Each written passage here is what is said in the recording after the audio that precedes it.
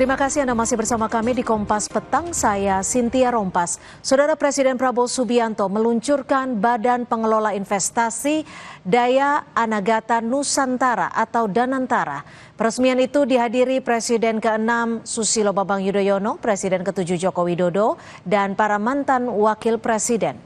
Presiden Prabowo mendampingi Susilo Bambang Yudhoyono dan Joko Widodo dari Istana Merdeka menuju halaman tengah Istana Negara Jakarta dengan menggunakan mobil golf. Mobil itu dikemudikan Sekretaris Kabinet Teddy Indrawijaya sampai di depan halaman tengah. Prabowo bersama SBY dan Jokowi disambut Wakil Presiden Gibran Raka Buming Raka, Wakil Presiden ke-10 dan ke-12 Yusuf Kala, serta Wapres ke-11 Budiono dan juga Wapres ke-13 Maruf Amin.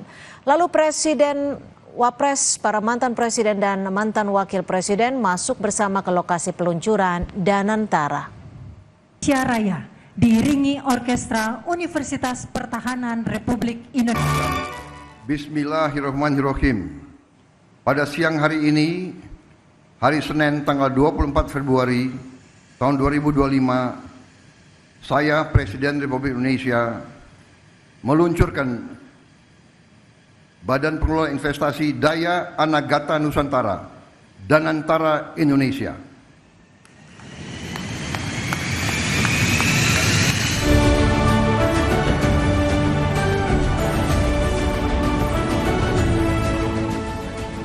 Penekanan tombol sebagai tanda resmi diluncurkannya Danantara Indonesia tidak hanya dilakukan Presiden Prabowo Subianto. Presiden ke-6 Susilo Bambang Yudhoyono dan Presiden ke-7 Joko Widodo turut menekan tombol. Mendampingi pula di atas panggung Wakil Presiden Gibran Raka Buming Raka, Wapres ke-10 dan ke-12 Yusuf Kala, Wapres ke-11 Budiono dan Wapres ke-13 Maruf Amin.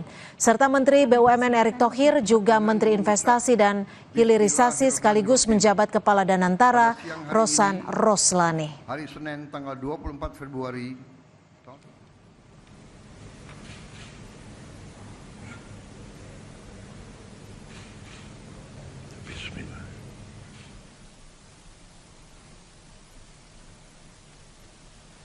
Presiden Prabowo Subianto menilai wajar banyak pertanyaan dan keraguan sejumlah pihak soal pembentukan Badan Pengelola Investasi Danantara Indonesia.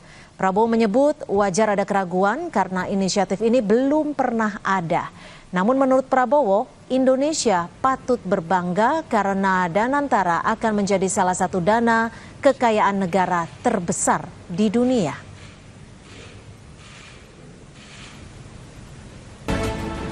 saya memahami bahwa banyak pertanyaan tentang Danantara Indonesia. Mungkin ada yang ragu-ragu apakah ini bisa berhasil atau tidak.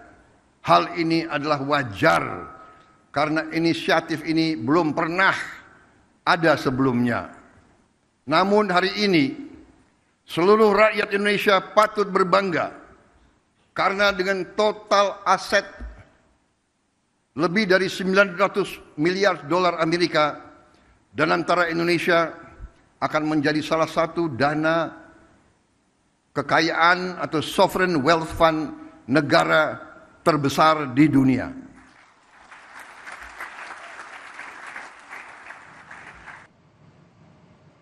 Menteri Investasi dan Hilirisasi Rosan Roslani ditunjuk sebagai Kepala Badan Pelaksana BPI Danantara. Dalam menjalankan tugasnya, Rosan dibantu Wakil Direktur Utama TBS Energi, Pandu Syahrir sebagai Direktorat Investasi dan Aset BUMN, serta Wakil Menteri BUMN Doni Oskaria yang akan memegang kendali Direktorat Operasional BUMN yang ada di bawah payung Danantara. Presiden Prabowo menunjuk Rosan Roslani sebagai Kepala Badan Pengelola Investasi atau BPI Danantara. Rosan akan dibantu Doni Oskaria yang akan memimpin holding operasional, serta Pandu Syahrir sebagai pemimpin holding investasi. Selain jajaran pemimpin operasional, Erick Thohir ditunjuk sebagai Ketua Dewan Pengawas BPI Danantara.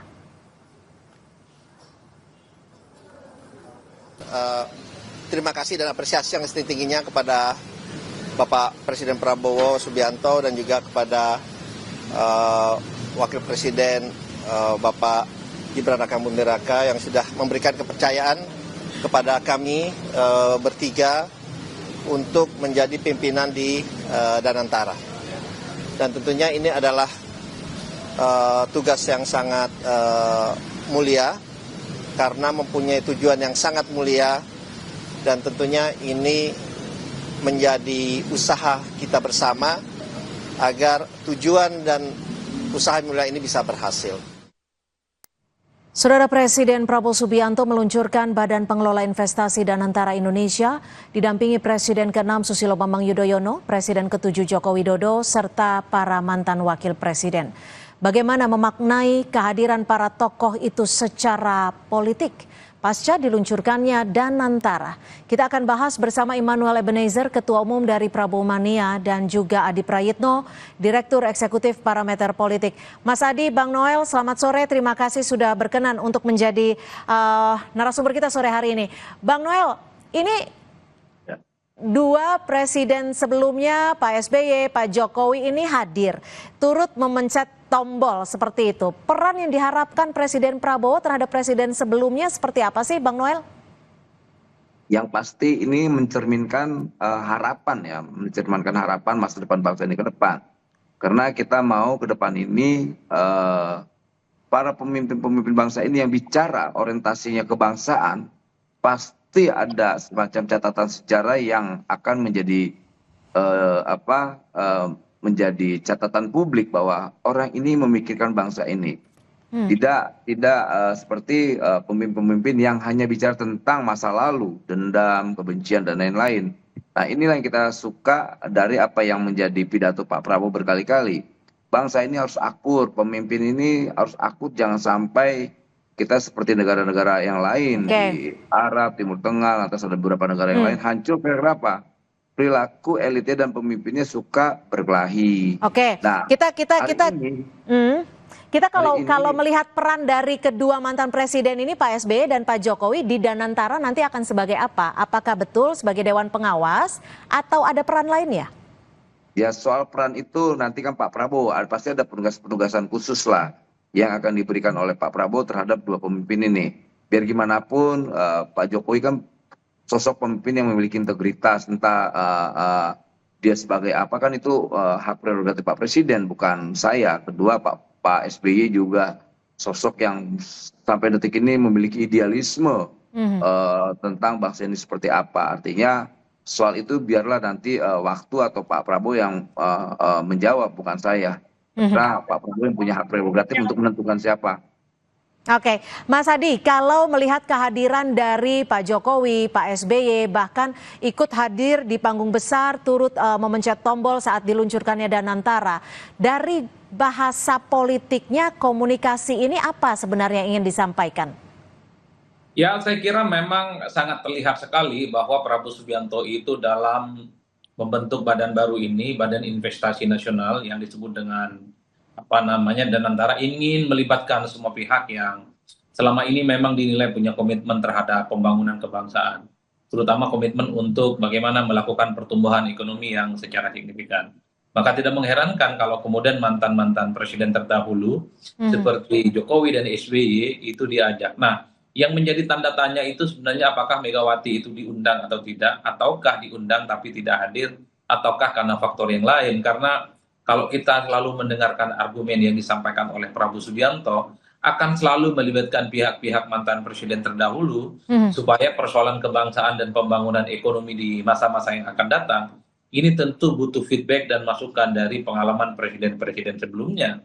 Bahkan tidak berhenti di situ, mantan wakil presiden seperti Pak Yusuf Kalla dan Budiono juga akan diajak dalam konteks bagaimana ini sebagai satu komitmen bahwa persoalan pembangunan ekonomi dengan target pertumbuhan 7-8% ini tentu harus dilaksanakan secara kolektif dan kolegial. Betul Prabowo Subianto sebagai presiden, tapi dalam banyak hal sumbangsi dan pikiran-pikiran penting dari mantan presiden, dari mantan wakil presiden juga sepertinya dibutuhkan dalam konteks bagaimana menjadikan badan investasi yang baru ini seperti Temasek yang ada di Singapura, bukan seperti lembaga-lembaga lain yang kemudian misalnya gagal seperti 1MDB yang ada di Malaysia. Makanya dalam pidatonya Prabowo Subianto mengatakan ini adalah lembaga baru dan tentu masih banyak yang mempertanyakan, tapi yakinlah bahwa ke depan ini akan upaya ada maksimal bahwa persoalan pertumbuhan ekonomi akan dicapai. Karena kalau mau jujur, sebenarnya pikiran besar soal Danantara ini menurut saya cukup ideal ya, karena tentu kita tidak bisa terus-menerus bagaimana menggerakkan sektor roda ekonomi kita hanya berdasarkan investasi dari pihak luar. Kan kita tahu dari luar itu kan sedang kondisi tidak baik-baik saja, terkait dengan geologi politik, terkait dengan perang dingin antara China dan Amerika misalnya, sedang tidak baik-baik saja. Maka satu-satunya cara adalah mengakumulasi begitu banyak BUMN, 7 BUMN sebagai upaya untuk melakukan stimulus di bidang energi, di bidang pertambangan, di bidang pertanian, termasuk juga soal energi terbarukan. Niatnya bagus, makanya Prabowo itu perlu sepertinya mengajak berbagai pihak sebagai bagian penting bagaimana Danantara ini ya efektif, dan yang paling penting adalah menciptakan bagaimana stimulus ekonomi yang semakin matang. Oke, Bang Noel, untuk menjawab pertanyaan dari Mas Adi tadi, Bu Mega diundang atau tidak, atau diundang tapi tidak hadir, tapi dijawab usai jeda. Tetap bersama kami di Kompas Petang. Kami masih akan kembali bersama Immanuel Ebenezer, Wakil Menteri Tenaga Kerja, dan juga Mas Adi Prayitno, Direktur Eksekutif Parameter Politik.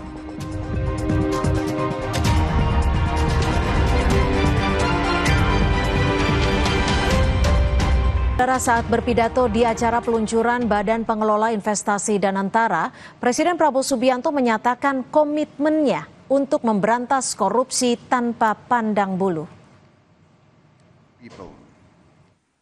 Saya bersama pemerintah yang saya pimpin didukung oleh koalisi yang solid, bertekad keras untuk membangun suatu pemerintahan yang bersih, yang bebas dari korupsi.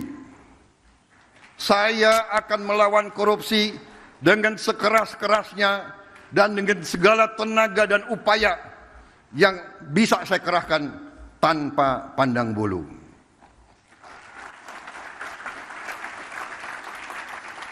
Prinsip yang sama akan menjadi fondasi dalam pengelolaan Danantara Indonesia. Oke, ini dia yang juga menjadi kekhawatiran publik terkait dengan Danantara adalah bagaimana pengawasan mekanismenya akan seperti apa dan bagaimana untuk mengatasi adanya potensi konflik kepentingan. Silakan Bang Noel, nanti akan seperti apa mekanismenya? Yang pasti gini, Pak Prabowo kan tadi dalam pidato sudah punya tekad tuh. Saya akan melawan sekeras-kerasnya dan dengan segala upaya yang dilakukan. Artinya hati-hati gitu loh, gitu, hati-hati. Bahasanya tuh pesannya sudah sangat menohok lah. Jadi siapapun yang bermain-main di Danantara ini ya risikonya udah pasti kan, mereka akan berhadapan dengan aparat penegak hukum kita. Dia nggak. Oke, tapi gini Bang Noel, kalau kita bicara soal Danantara, ini kan konsolidasi antara 7 BUMN. Aset yang dikelola juga tidak main-main, 900 miliar US dollar atau hampir 15.000 triliun. Bagaimana untuk memastikan bahwa tidak ada kebocoran, tidak ada kecurangan, tidak ada potensi konflik? Gini dong, kita optimis dong, karena yang megang duit ini kan problemnya selama ini, duit besar kita kan selalu salah kelola. Loh kali ini kan orang-orang hebat semua yang lola, yang sudah tidak lagi mikirin duit. Mereka sudah selesai dengan hidupnya. Tega sekali sih 15.000 triliun ini masih mau dicopet juga, kelewatan itu. Selain kelewatan menurut saya orang paling nekat lah. Kalau berani melakukan hal itu di eranya Pak Prabowo. Dia sudah tegas, dia nggak akan main-main tuh soal ngejaga duit ini. Oke, Mas Adi, apakah ungkapan dari Bang Noel ini bisa dijadikan jaminan bahwa Danantara tidak akan kecolongan untuk mengelola aset yang ada? Ya saya kira secara prinsip ya, kalau soal Danantara ini memang harus diawasi secara kolektif. Karena tentu saja kalau menyangkut dana yang cukup besar, ini kan hampir 15.000 triliun. Yang saya kira memang selalu dalam tanda kutip ya, dikhawatirkan hanya sebatas jadi bancakan oleh pihak-pihak yang tidak bertanggung jawab. Apa yang terjadi di Malaysia yang terkait dengan 1MDB itu kan menjadi trigger sebenarnya. Supaya soal lembaga-lembaga yang terkait dengan investasi itu memang sangat rentan terkait dengan penyimpangan, apalagi yang dimaksud dengan manusia itu kalau sudah menyangkut soal uang, kalau sudah menyangkut soal logistik, seringkali imannya bisa berubah secara total. Oleh karena itu melibatkan banyak pihak seperti presiden, mantan wakil presiden sebagai penasihat misalnya, menjadi penting untuk mengingatkan bersama bahwa dana yang berlimpah ini tujuannya adalah bukan untuk kepentingan pribadi, bukan untuk kepentingan kelompok, apalagi untuk mengakumulasi kekayaan yang tidak bisa dipertanggungjawabkan. Tapi secara prinsip seperti yang disampaikan oleh Prabowo, dana yang cukup besar ini tujuannya adalah bagaimana kita mandiri secara ekonomi. Kan kalau misalnya dana yang dilakukan oleh Danantara ini misalnya ya, soal energi terbarukan, saya kira bagus. Saya kebetulan dulu kan sempat agak mendalami terkait dengan renewable energy, seperti energi panas bumi gitu ya, kemudian panas bumi dan seterusnya.